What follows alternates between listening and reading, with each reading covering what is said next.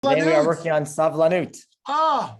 Okay, beautiful. Thank you all for being here, and Rabbi Loren's going to take it away. Great. Hi, everybody, again. Thank you for being here. All the familiar faces. It's good to see you. Welcome back, Randy.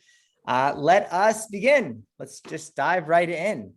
Going through the first 6 or so middot, just a little bit of review as we've been doing. Let us start with hitlamdut. Hitlamdut was the first midah that we studied, this beginner's mindset we were always learning. Anava, we called it humility, taking up the proper amount of space, knowing our limits, but also when we need to take a step back and lead or raise our voices. This is actually going to come up today in particular with the midah of Savlanut, or patience, we can call it that. Then we turn to gratitude, way back when, noticing the good, verbally offering thanks for that good, and then repaying that good somewhere in the world. We learned about zrizut, this enthusiasm to act, to get up and go, to stay focused on a task, and then also to do it from a place of love and enthusiasm. We turn to kavod, to honor, to respect, to the weightiness, literally the kvedut, the weightiness of a human being, recognizing that weight of somebody else, the divine image in another person, and acting on it, treating others and ourselves in a dignified way, seeing people beyond their physical shell, and piercing deeper into the divine essence of other people and appreciating that essence. And then finally, last week, we turned to chesed, which was more than just loving kindness, but actually loving kindness, acting lovingly with loving kindness. It's not just a box to check off. It's not only about the act of doing a kindness, but it's actually how we do that act. When we give of ourselves, we talked about how chesed is actually a spectrum as well, like many of the other midot, that there's a balance, right? Sometimes we are very apathetic. Sometimes we're very fearful of losing, whether it's our material resources or our time, and therefore we do not give at all. And then sometimes we are so giving, perhaps even too giving, to the extent that we impoverish ourselves either materially or emotionally. We can't overdo chesed. Some of us need to practice more chesed and move away from the apathy, sort of raise our eyes in a sense. And others, maybe we need to give a little bit less. It's a little hard to say, but that's the truth. And we noted that according to Rav Dessler, of Eliyahu Dessler, that one of the meanings of divine image, of Tzelem Elokim, to be in the divine image, means to be a giver, the capacity to give. God is the ultimate giver, and so too, we too can be givers. And we noted especially that we are to be givers, not takers, but taking is different from receiving. We're supposed to be givers and receivers. To take something is to feel entitled to that thing that comes into my hands and to not feel grateful for it. But if I receive it with love and gratitude, such that I don't feel like I have this ultimate ownership over it, I'm receiving that. So we talked about being a giver, the divine image of giving, and that was our discussion about chesed. And today we're turning to a midah, which, as I mentioned, is related to some of the other midot that we've discussed so far. And as we've said in our previous Mussar sessions, Mussar focuses on traits that are not just great virtues to possess for ourselves, but that also are aimed to help us in our relationships with ourselves, with others, and with God. One of the most important midot in forming and protecting relationships, I think most of us might agree with this, is the one we will cover today. This is the one which in Hebrew is Savlanut, and that's oftentimes translated as patience. For any of us in any type of relationship, I think we've all felt our patience being stretched at times, and also know the importance of practicing it as well. Etymologically speaking, if we just want to go with that word, patience, I actually think it's a fantastic way to translate the word savlanut. Although I'll be honest with you, the word savlanut, or to be sovel, came before, I believe, this word patience. So I'm not sure which came first, the chicken or the egg. I'm inclined to say the Hebrew came first. So let's assume that the Hebrew actually inspired the English word, or perhaps it was originally Latin, for this word patience. If we could summarize this word patience in 4 words, or savlanut, I would say they would be 4 words: bear with me, please. I would say, bear with me, please. Those are the 4 words I would say if that's going to be our catchphrase. As I said, it's oftentimes translated as patience.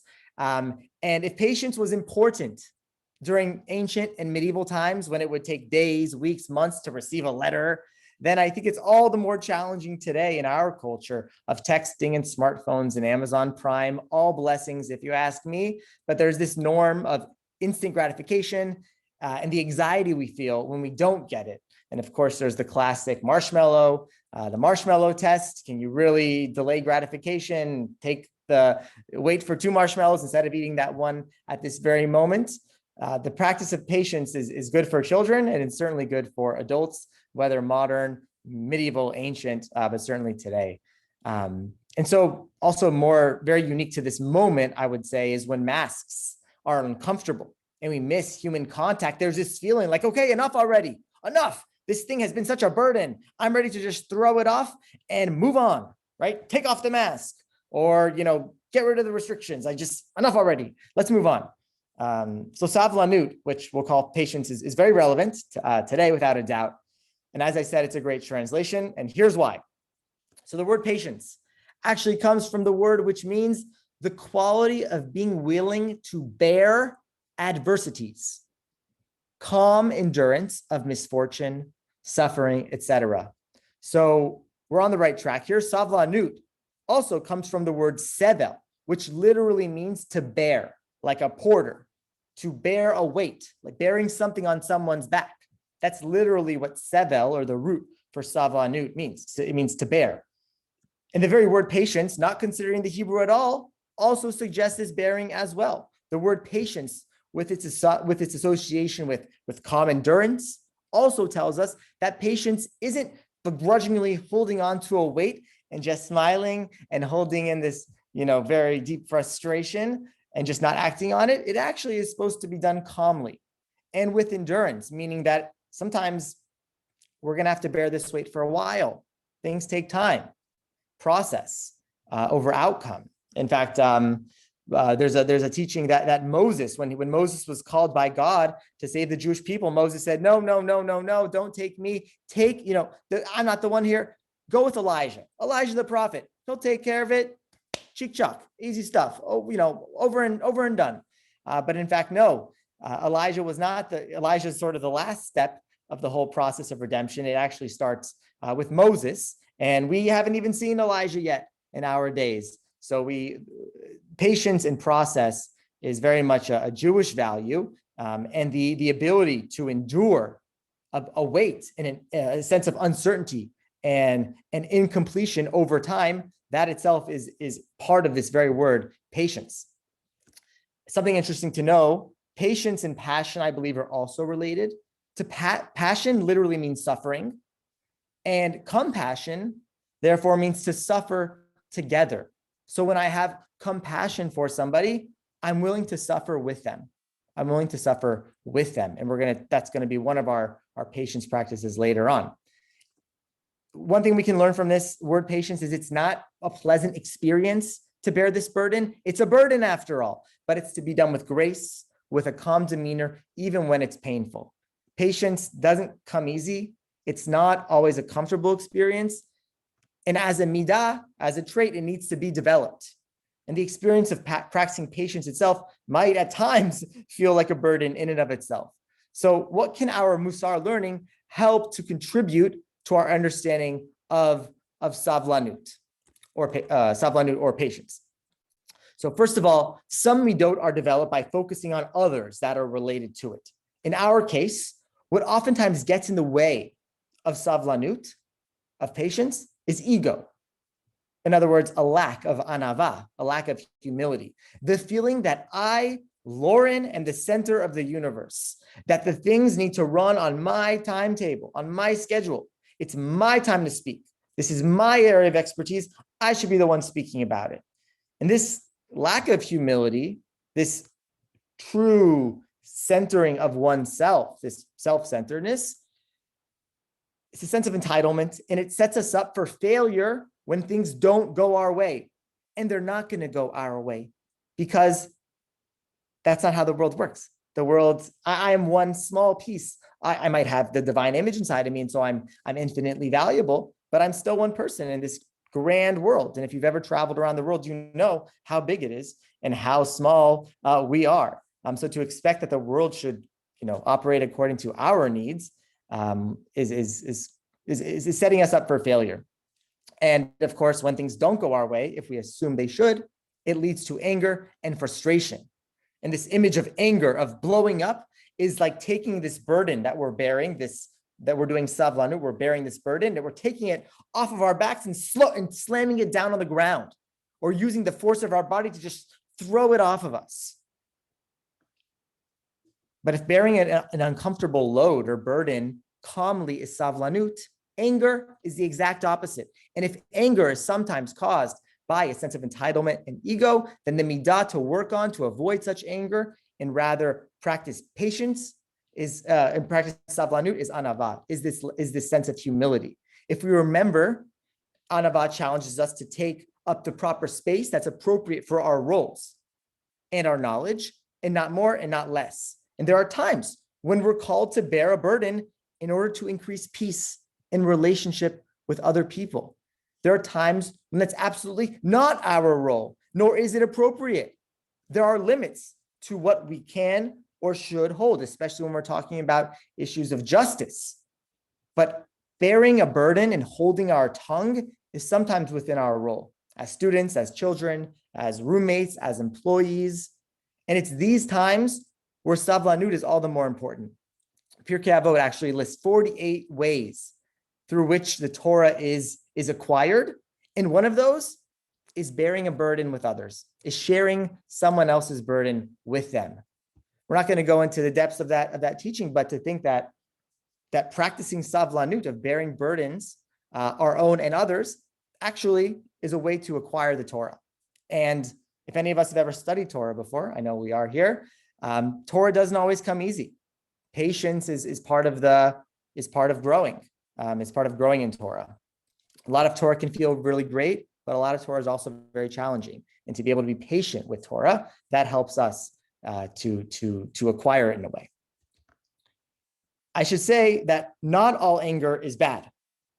There is a teaching by Maimonides that we should not have any anger at all, where I think we're going to see a teaching later on that actually Maimonides, Rambam, says that there is actually a happy medium of healthy anger. But in activist circles, there's something called hot anger and cold anger. Hot anger is out of control. It's a raging fire. It's uncontrollable. It's destructive. It does not address or solve for any of the issues which brought it about. It's a raging fire. This fire, it's blazing and it doesn't offer any warmth. That's hot anger. And that's not the type of anger that we're trying to embrace in Mussar. There's also cool anger. And this is much more controlled anger. It comes from a place of grief and hurt and the desire for love and connection. This cool anger, it's firm, it's directed, and it's constructive. Patience, in other words, does not demand passivity. Not at all. Patience is partnered with cool anger. I want to just repeat that patience is partnered with cool anger. This doesn't mean that we always need to be angry. God forbid that we should always be angry. But that we can be angry and patient at the same time. They're not mutually exclusive. It's just the type of anger that we're trying to embrace, and that is this cool anger. Patience is not apathy on one end, nor is it rage in the middle. Nor is it rage on the other side. It's somewhere in the middle. So one can rebuke somebody else. We've talked about this in our past sessions. One can rebuke somebody else or rebuke a whole system without tearing it down and trying to burn it to the ground and burn everything in its path. Anger can be embraced and adopted to constructive ends. It's when we lose control that such anger needs to be reeled in. And that's the type of control that the type of anger and rage that the sages say is like idolatry. It's like idolatry. We lose our sense of who we are and what our values are. Returning to Savlanut, the way Rav Wolbe puts it, Rav Wolbe, our friend, our teacher, Alei Shur, the way he puts it is as follows. What is Savlanut? The Savlan, the one who embodies Savlanut, is similar to one who bears a heavy load. And even though it's heavy on them, They continue to go on their way, and they do not tire of bearing it. There's that endurance we talked about earlier, and the calm endurance that we talked about. Such is with all relationships among human beings. We see and hear many things, Rav Wolbe says, which don't sit well with us, that are not according to our desire or our will. And despite that, with those people, we remain friends. Worse than this, that's how I translate it, is worse than this. I'm not sure if that's the right way to translate it. Garua mizeh, he says, a friend really offends us, whether with a simple sting or an unreasonable demand or an unfounded claim. All of these we bear, truly like bearing a heavy load. Blowing up with anger or a strong rebuff is like throwing off this weight. The savlan, the one who has savlanut, does not throw off the burden of a great friendship. We don't throw off the burdens of friendship. It's interesting to think about friendship as a burden in a way. The word for literally the word chaver, or it comes from the word chabura. Chabura literally is a wound. Chabura is like a bruise. The reason why where that word comes from in the Mishnah is a bruise is a collection of blood, right? When we get injured, I believe all the blood accumulates, and that's how we get a bruise. And it's from that word chabura, this collection of wound, that we actually get friendship. So friendships are beautiful, and they're painful at times. They can be a burden, and it comes from the very word of chabura, of chaver, of this bruise, of this collection. Worse than this, again, he says, garua mizeh, we see a friend sinning, and yet we remain good friends. I say worse than this, but it's good. And here, there's a place for caution, zehirut. It's forbidden to let savlanut bring us to apathy. God forbid, we said. A sign that we see should bring us tremendous pain. And to the extent that the sin is close to our heart, a sin that we see should bring us tremendous pain. And to the extent that the sin is close to our heart, it should, what is it here? It should pain us more. It should pain us more. And despite this, we demonstrate savlanut with our friends as an actual heavy load. We must rebuke, but this is also bearing their sin, but from a place of love, without anger. That's how Rav Wolbe describes savlanut, bearing from a place of love, not bearing from a place of anger. And Rabbi David Jaffe, more modern, contemporary Mussar thinker, a teacher of mine, he has a nice activist touch, and this is going to sort of remind us of some of the things I've said already earlier today, that this is the work of savlanut, to root our anger in grief. We need to be able to bear grief, to sit with it, and not push it away too quickly. The root of explosive anger is the inability to bear emotional discomfort, meaning patience, savlanut, is bearing emotional discomfort. When we are struggling to do that and let it go, we get to explosive anger. Grief is extremely uncomfortable, Rabbi Jaffe says. It's much more emotionally satisfied in the short term to let the anger explode out rather than sit with feeling so bad. Yet, whether the anger is turned outward or inward, the inability to bear grief leads to destructive outcomes.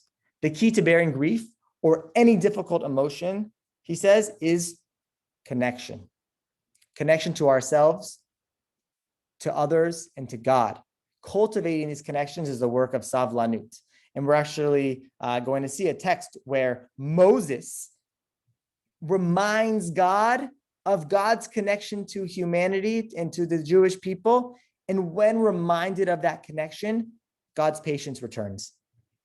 So connection actually is when we feel like we're not connected to other people, when we don't have connections, that's actually when our midah of patience needs to be worked on most.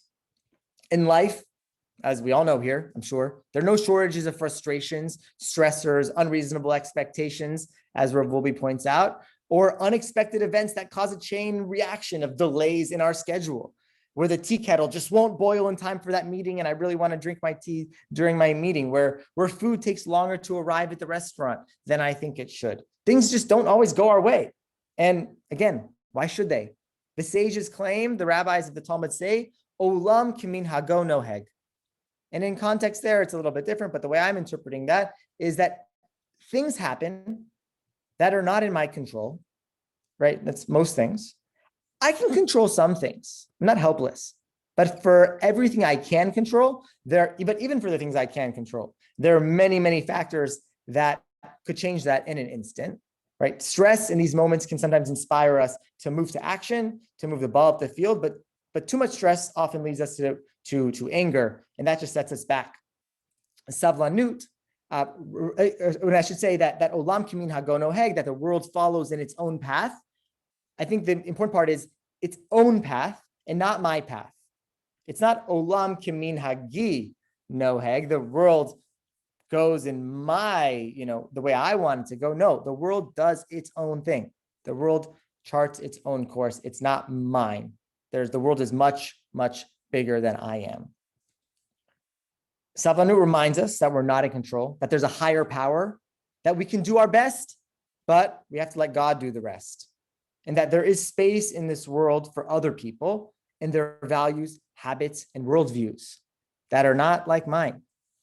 And in the same way that practicing anava, humility, makes space for others and for God, Savlanut does that and helps us endure when it feels uncomfortable doing that. And when we sense that actually this other person doesn't deserve that space and I want it my way. Savlanut helps keep our anava, I would say, as a more pleasant experience. It's one thing to take our steps, or take ourselves out of the, to put ourselves on the bench or to put ourselves on the field to play. But Savlanut helps us do that in a way that feels more pleasant. And so that it is a burden and it's still painful, but we're doing it calmly. So think of all the people in your life or the times in your life where impatience, where wanting things to be your way on your time, and when your impatience at not getting those things has exploded. A spouse might come to mind where you just, couldn't take it anymore. Perhaps children, parents, roommates, a teacher, a student you were teaching and they just couldn't get it and it was really frustrating.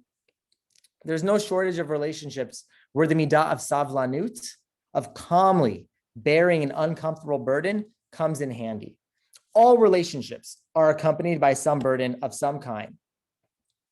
Savlanut allows us to navigate the differences. And I think what's interesting is that anyone can have savlanut. Anyone can have anger too, no matter who's more powerful in a given situation. Who's more powerful, a student or a teacher, a parent or a child? I would imagine if we've all played those roles in some way, we've oftentimes felt like the other person had the upper hand or had more control in some ways. Perhaps the teacher is the one who puts together the material, but if the students aren't learning, that might really frustrate the teacher. The student might feel like, they have to sit in class. I think it really goes either way. And parents, I think, know very well the power that a child can have over them and their well-being.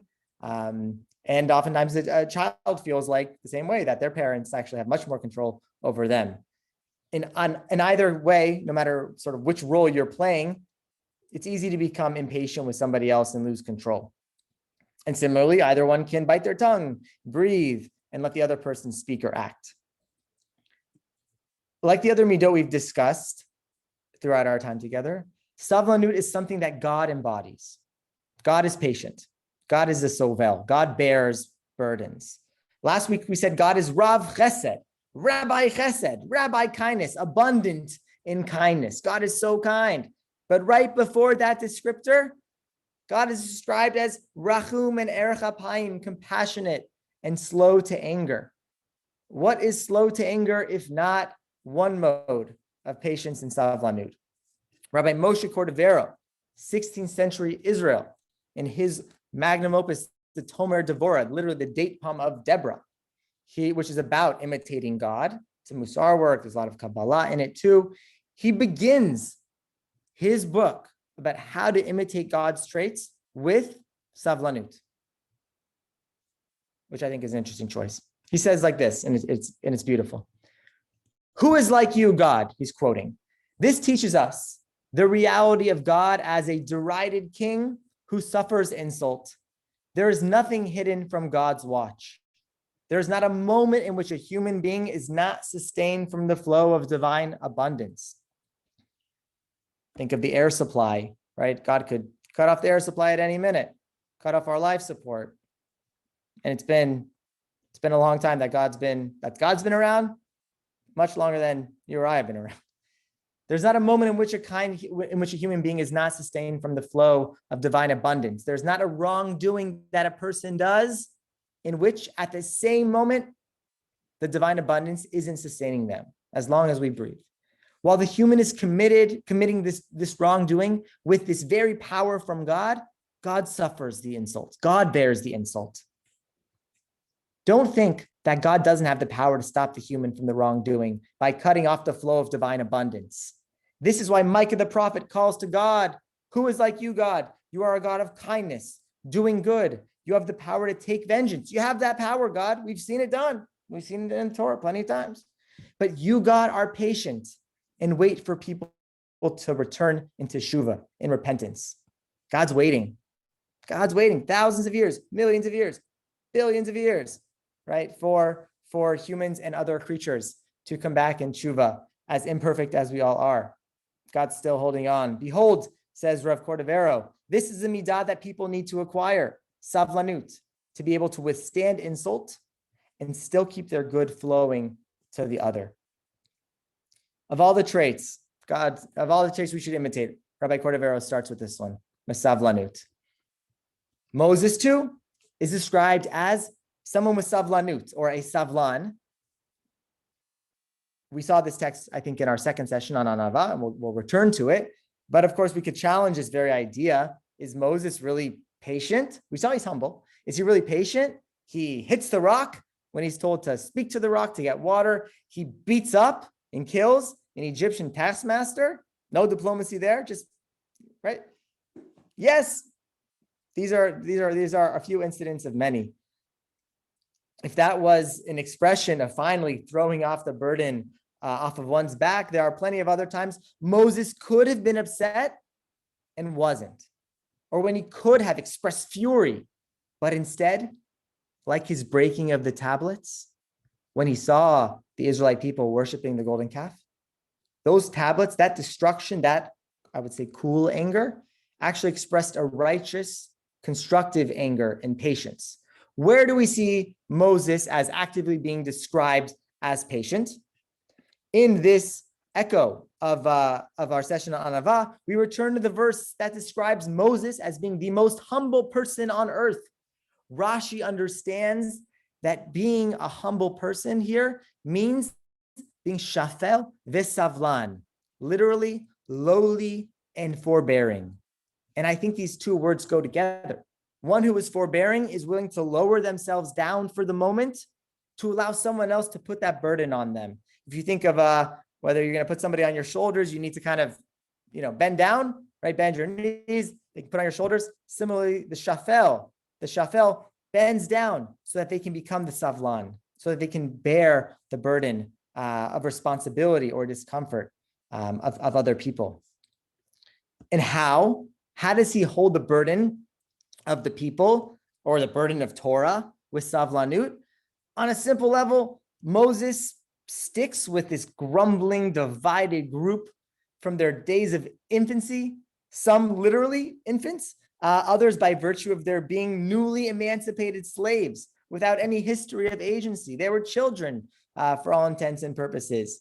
And they complained a lot through their 40-year journey through the desert. Despite all the setbacks and the complaints and the lack of faith they had, sometimes in Moses, other times in God, but Moses stuck with them until the end. Even though Moses didn't want this job in the beginning, right? To take Elijah the prophet. No, Moses stuck with them until the end. Even when Moses himself was not going to enter the promised land with them, he still made sure that they were taken care of when they were to go into the land of Israel. We also see Moses, as a savlan with respect to his sister Miriam, which is where this verse comes from about Moses being the most humble. When Miriam, his sister, criticizes him for marrying a Cushite woman. Can you imagine? It shouldn't be too hard to imagine. Has a sibling or a loved one ever criticized your choice of a partner or your choice of friends? or has a parent ever criticized you for the friends that you have, or the company you surround yourselves with? It can be very upsetting. And it's in this moment that Moses is called Shafel v'Savlan, the most humble, the most lowly, the most forbearing person on earth. In this image, some people will compare it to the match being struck in that split second before the flame erupts. Moses feels the match being struck against the matchbox. He feels the pressure. He feels the friction. He acknowledges it, but he does not let the match ignite. The way Viktor Frankl puts it is, between stimulus and response is a gap, is a space. And in that gap is where we express our freedom. In this case, that's Savlanut. We're able to recognize when we feel a burden, when we feel that tension, that friction, and we don't throw it off. We don't get ignited. We remain calm. Moses, as the Talmud expresses, is ne'elav ve'eno olev. He's offended. He's offended. No denying that. But he does not retaliate with equal offense. He's offended, but he doesn't offend.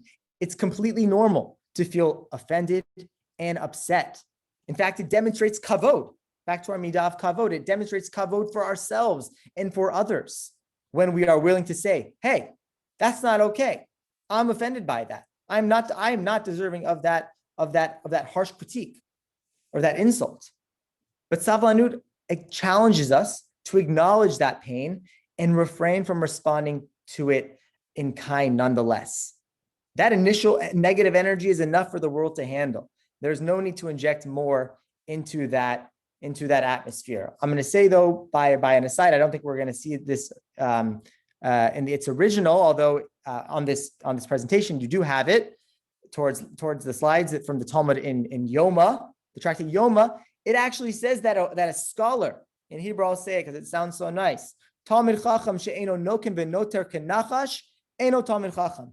A scholar, a wise sage, a student who does not retaliate and bear a grudge like a snake is not a real sage, which is striking because we're told in the Torah, first of all, we don't like snakes. Second of all, the Torah tells us that we're not supposed to bear grudges or retaliate or take revenge. And yet, the Talmud is saying, actually, there are times when we do need to resist, retaliate, bear a grudge, take revenge, like a snake. Now, as an interesting aside, the word for snake in Aramaic is chivya, which sounds a lot like chava, which sounds a lot like life. So in a sense, and I believe it's called a catechus. Is that the medical, the rod with the snakes around it? I believe there's an association with snakes and healing. So in a sense, when we do retaliate, when we do express that righteous, cool anger, it should be kinachash, like chivya, like life, meaning our end should be towards creation, construction, towards life, not towards destruction. It's sort of flipping the snake on its head a little bit. Okay, so that was a side note about anger, about nachash, and actually how there are times when we do need to stick up for ourselves and fight. There are times for that. It's just about how we do it that makes all the difference. As another side note on this topic of Miriam herself, even though in this particular text, she's the one that we're critiquing because she insults Moshe, she herself is a model of Savlanut as well.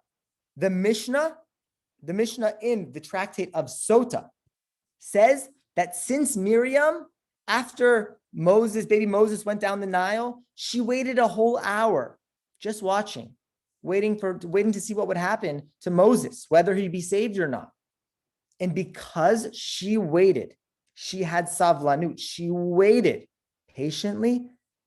It's because of that after that Bnei Israel, that the people of Israel actually waited for her.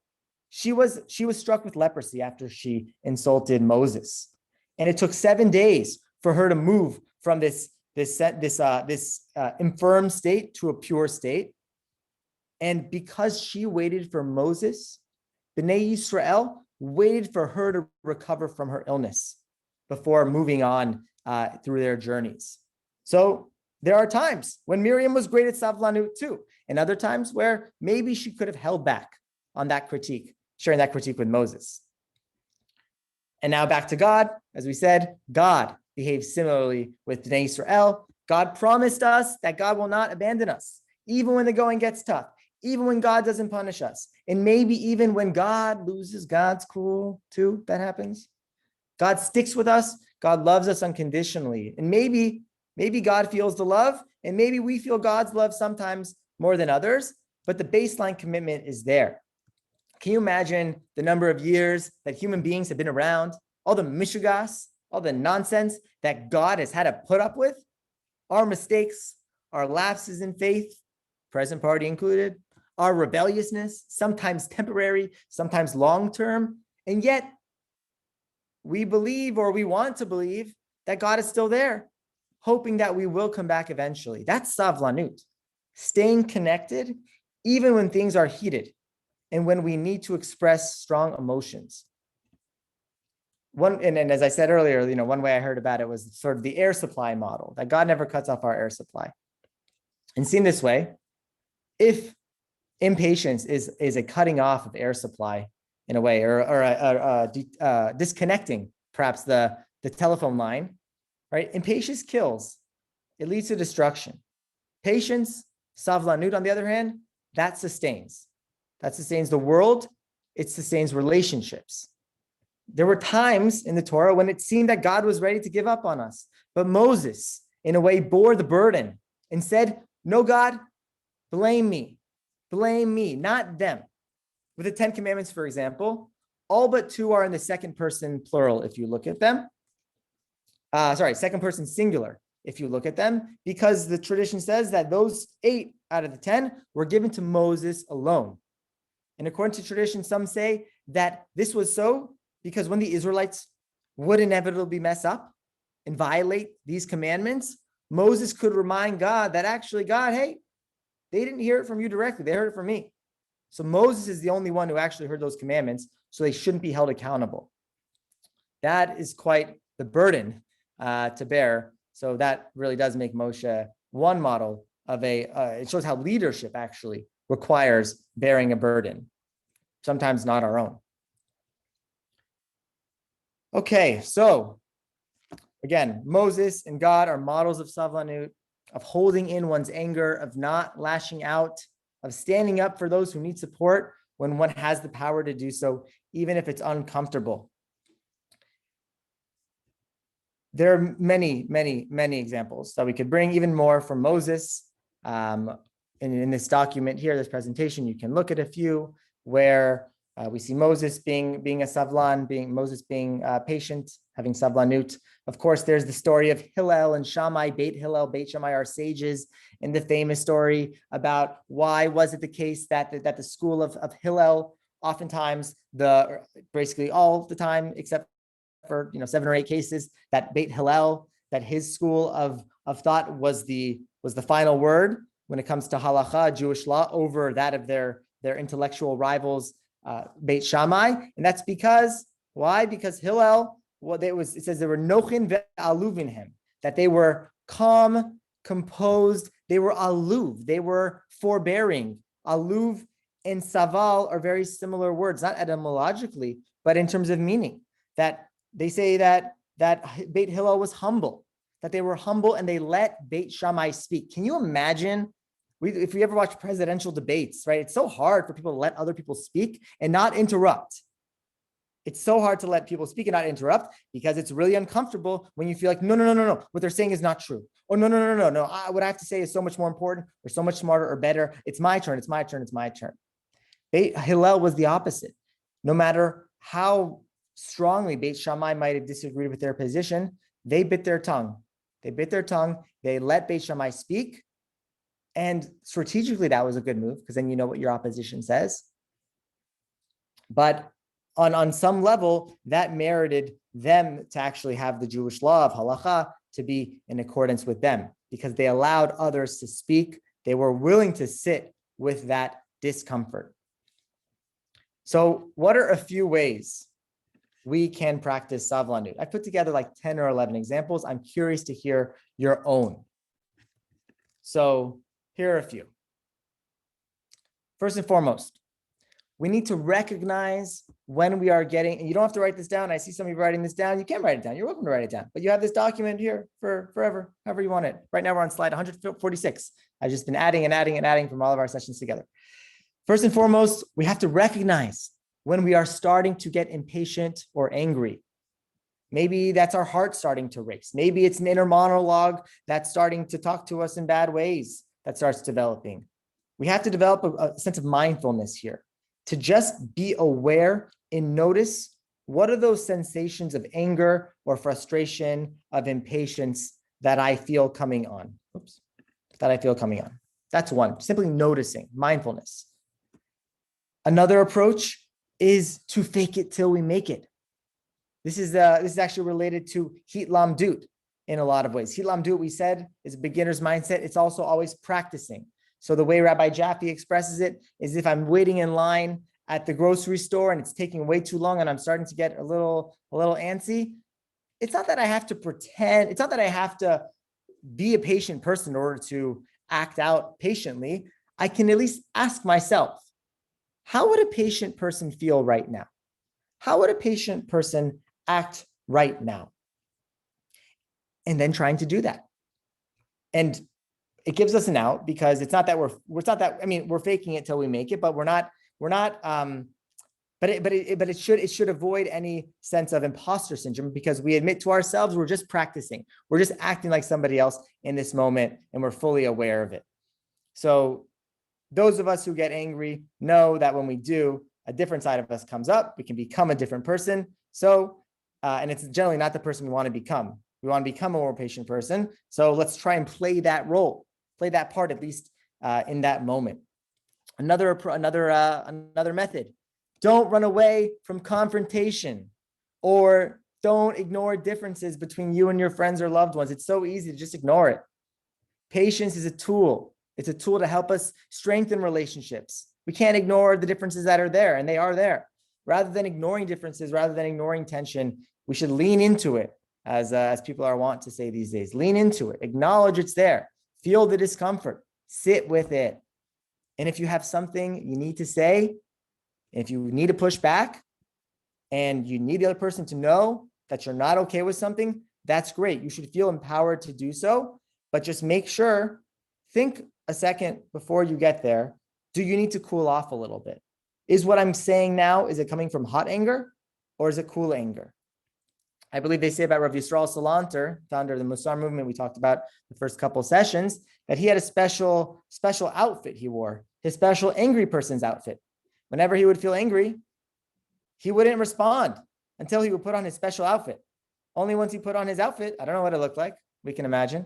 Only when he put on his outfit would he feel comfortable expressing that anger. And you can probably imagine that chances are, by the time he changed his clothes and put on this new outfit, he expresses anger, but probably in a cooler way than he would have if he would have done it right in that moment. Now, we don't need to go out to Nordstrom Rack and buy a new outfit for our angry moments, but just to have at least that mindset, that cooling off is something that we can be intentional about. Other approaches here from the Mussar literature: practice chesed with those with whom we disagree, whose choices we don't necessarily approve of. We can rebuke them all we want and all we need to, but don't let the fountain of chesed run dry. When we don't withhold chesed, but rather give it lovingly, even to people we're in conflict with, that helps balance our responses to them internally and externally. Yes, thank you, Judy. Great point about the descent collar. Yes, that does help us become, our outfits do change our mindsets in ways. I know also there are ideas about having Shabbat clothes. If you want to embody a Shabbat spirit, maybe there are certain clothes or certain shoes or certain makeup or certain glasses or certain hair products you only use on Shabbat. Externals matter. We should be patient with ourselves. This gets back to this idea of self-compassion, that just as we wouldn't want somebody else to rush us or lash out at us if we were frustrating them, we'd want them to probably talk to us softly and calmly and lovingly. We should try to behave the same way when we're frustrated by ourselves or disappointed in ourselves. Rabbi Nachman of Breslov says we're supposed to sweeten our anger with compassion. Whenever you feel angry towards yourself, towards others, think of, what's that missing ingredient? Oh, the missing ingredient is compassion. Let me introduce it to my anger. See how that affects things. Don't despair when you lose your cool. It happens. It all happens to all of us. I mess up all the time. We just need to move slow, celebrate the small victories when we successfully exhibit patience, and not despair when we actually fail. And that's okay because it's part of the process. I'll just say a couple others, and then we'll open it up to the floor. We should really try hard to accept others' imperfections. I guess that sounds a little weird, right? Because I'm assuming somebody else is imperfect. I mean, we have to accept our own imperfections and acknowledge them, but also be accepting of others when we see them. Rav Wolbe puts it this way. He says that one should know that it's the nature of a person, and one must be at peace with that people are imperfect, but not merely externally. That we must be okay with it, not merely externally, but that we must not be angry with them. Instead, we should accept them as they are with a full heart. And know, he says to the reader, know that you yourself, you're not perfect either. And that other person definitely knows that. They know your imperfections and your vices, and nevertheless, they've come to terms with it. And finally, let's just go with giving calm, sensitive feedback. How hard is it? It can be hard, but it's something to think about. The words that we use, the tone that we use when we are disagreeing with other people, or when we need other people to act in a certain way, can we do it in a calm, sensitive way and avoid harsh language? If we do it with harsh language, it's not going to be received well, and it would probably lead to more strained relations. And Ramban Nachmanides says we should accustom ourselves to speak gently to all people at all times. This, he says, is a protection from anger. And now we'll open it up. Just wanted to say one last thing. I was reading about an article about an Orthodox businessman, a very successful businessman, and they asked him, what's your key to success? And he wasn't talking about patience, but I think this is a very relevant patience teaching. He says, we have 2 eyes, 2 ears, 2 nostrils, 1 mouth, 1 tongue. He says, my practice is to listen and observe more than I speak. I think that's just general good guidance for us to think about. Oftentimes impatience and anger does become expressed through words. And if we think about the power of watching and observing before speaking, that might actually help us control our anger in some ways. And when we feel hot anger, to transform that into cool anger. And of course, on the other side, to increase our sense of patience and savlanut in our ability to bear these uncomfortable burdens calmly and with endurance. So let me stop there and open to the floor. The floor is yours. For any questions, any reflections, or if you yourself struggle with patience or can share a victory story if you have of moments where you felt not so patient and you've actually developed a bit more patience. We are all sharing and all flexible here. Well, Rabbi Loren, I'll say I'm glad you mentioned mindfulness because I adopted sort of like a meditation practice about 5-6 years ago, just daily breathing, nothing even like crazy, just sort of observing my breath. And it was almost like just patience, and joy, I'd say that too, just sort of naturally arose just from slowing my mind down. And I realized actually how occupied it was with so much unnecessary things and angst and frustrations and anxieties that just the act of slowing down allowed me to sort of just have this natural reservoir of just inner joy. But then also like when everything was raining hellfire and brimstone around me, like I was able to sort of still be in this place of joy and very patient and calm and understanding. And it was actually very good. So I was very happy to see that you mentioned that, because I know for me, like when I think like, oh, well, what would a person act who has this quality? I may not necessarily know unless I have sort of a mentor or somebody else who I've seen exhibit that quality. But just slowing my mind down almost just like could have saved me years of therapy and counseling. I saved a lot of money if I had just started meditating sooner. Thank you, Alex. That I think therapy is still important, but mindfulness also, as you say, meditation is very helpful in slowing down. And we can think about patience and the split second it takes there's oftentimes a split second between patience and impatience, and how that one split second can really be determinative of our relationships with other people. When we explode with that impatience, that can be very destructive. And when we take that second to actually to focus, to breathe, to calm, that can actually be transformative in the other direction. So these small actions, which don't take that much time, although they need to be done intentionally, can have very, very large impacts. It seems to me that there's going to have to be a balancing between zirizut and savlanut, because savlanut seems like, I would analogize it, besides patience, to maturity, and zirizut is the enthusiasm of youth. So balancing the two makes for, I guess you have to figure it out in each situation, but if you have too much savlanut, you're not exercising zirizut. I think that's a brilliant insight, Judy, and I think you're absolutely right. You're absolutely right, Rebbe Shmuley. I see you're agreeing. Did you want to share a reaction? I had one reaction there, and I had one other thought. One reaction there is the question of privilege. Who has the privilege to be patient? For a white person to say, we're going to eradicate racism, it'll just take some time. Someone else, no, I need it now. Or anti-Semitism. Someone's like, oh, if a Christian says, it's going to take some time. Be patient on anti-Semitism going away, right? Or in the Israeli-Palestinian conflict, as you may have heard during the session, the ceasefire was reached. And who can be patient and who can't? And so there is this interesting question around privilege. And then one tool I've been thinking a lot about in cultivating my own patience is sitting in deep gratitude when I'm asking of other people's time, feeling that I'm asking someone else to be patient for me, and feeling like I have to pay that forward.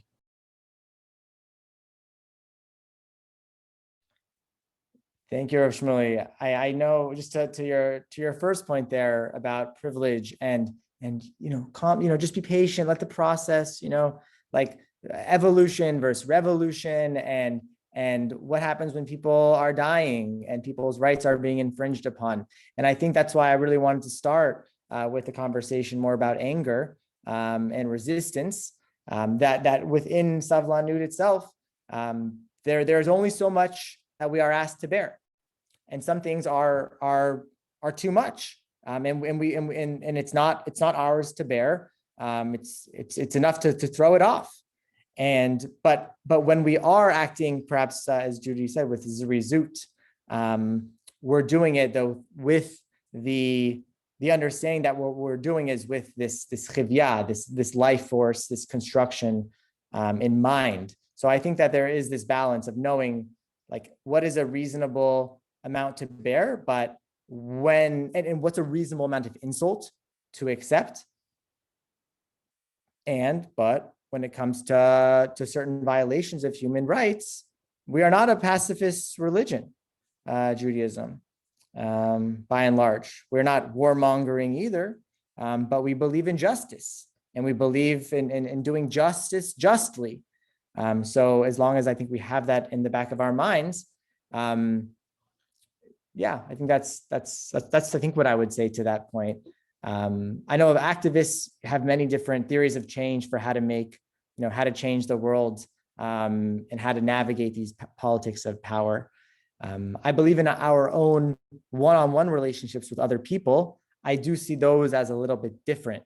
Different rules construct, I think managing those, I think different rules apply to our personal relationships, as opposed to more structural, governmental, although maybe some people might disagree with that. Yeah, Judy, a hungry person can't be asked to be more patient. And we also say that an imprisoned person can't free themselves from prison, right? When we do have opportunities to help other people who can't, help themselves in those moments, we're asked to step in. Yeah, please, Randy. So does when you were saying that someone wants something now, or that they I want it my way, I want it this way. So where does compromise come into this midah? Where, I mean, it could be patience where, you want it now, but if the other person doesn't want to give it to you, then you compromise. Or is that another midah? Or where does that come into play?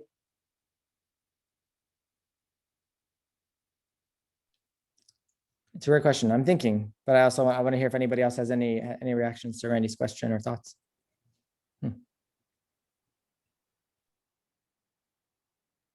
I think you might have to see the good in what the other person is offering, and recognize their, have loving kindness towards what they have to say. If they're dead wrong, you're not required to compromise, but you can't compromise the fact that they're another human being worthy of respect.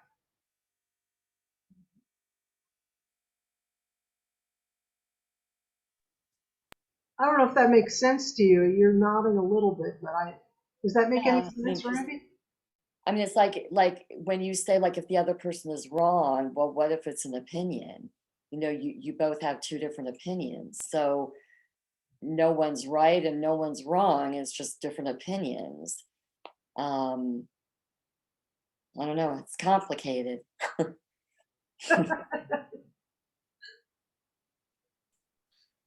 Just to amplify the importance of the question, feels to me like if I had to make a list of top 5 challenges in relationships, I'd say this is one of the top 5, like how to be patient with each other because people are changing at different paces, getting ready to go out at different times, like arriving early, late, and it's really hard to be patient for each other. And if we could learn this, boy, could we heal the world one house at a time. Yeah, agree. And I think if we all were able to when it came to moments of anger as well, if we were able to channel the proper constructive forms of anger, I think as well that would be quite a world. People do talk about, I think it's really hard to experience this personally, but I do know that people talk about how when organizations or individuals are told, what you're doing is not okay, what you're doing is advancing, a certain type of agenda I don't support or I think is not good. The framing that people are using these days is that's a form of care. That's a form of care because I trust you and because I have faith in you in a certain way that when I'm calling you out or when I'm telling you you're doing something wrong, if I didn't like you and if I didn't care about you, I wouldn't do that. But because I am doing that, it's a sign of love and care. I have a hard time personally feeling cared and loved for when I'm called out, but I do at least appreciate that language because to me, it does take a little bit of the sting out and that ultimately like we are trying to create a better world and that, it's not personal and that, yeah, somebody wants to be on my team. Like, I feel like if we are able to channel our anger and frustration and resistance in that way, that would be a nice world. But not everybody is as kind. There are certain authorities or figures in the world that like will not return kindness with kindness. And those are very, very difficult situations to deal with. But Rabbi, don't you think that if we're receiving criticism from someone who feels that it's out of love and we receive it with that they have hostile intentions or that they're cutting us down for some reason, don't we have the right to say, you say you're doing this out of love. Could you explain to me a little bit better because I'm not understanding it with love. I'm receiving it as an attack. Yeah, thank you for sharing that. I think that's great advice for us all, to ask those questions. Yeah, I think that question is absolutely valid. No one can tell me how to feel. And even if you tell me how you intend something, that doesn't, like they say, impact matters more than intention. So yeah, I think that question is such an important question to ask and doesn't get asked enough. I was reading somewhere and preparing for today, I think, that one way to practice patience is to ask more questions, rather than make declarative statements. I don't remember where I read that, but I feel like I read it. And if I didn't read it, then this came out of today's session. So that's great. Amazing. Thank you, Rabbi Berman, for another great session. We look forward to session 8 next week. Can you give us a heads up from what's the midah next week? Yes, it's ironic given that I'm like, what am I doing next week? Next week, I believe we are going to be doing Seder, not the Passover Seder, but order. We're going to be doing order next week. And then the week after that, which will be our 9th session, we'll be doing emunah and bitachon, or faith and trust. So next week will be about Seder, about living an ordered life, how oftentimes the outside, how my room is not necessarily the nicest room, but how oftentimes our outside order does say something about our internal order as well. Amazing. Thank you, everyone, for joining. Have a great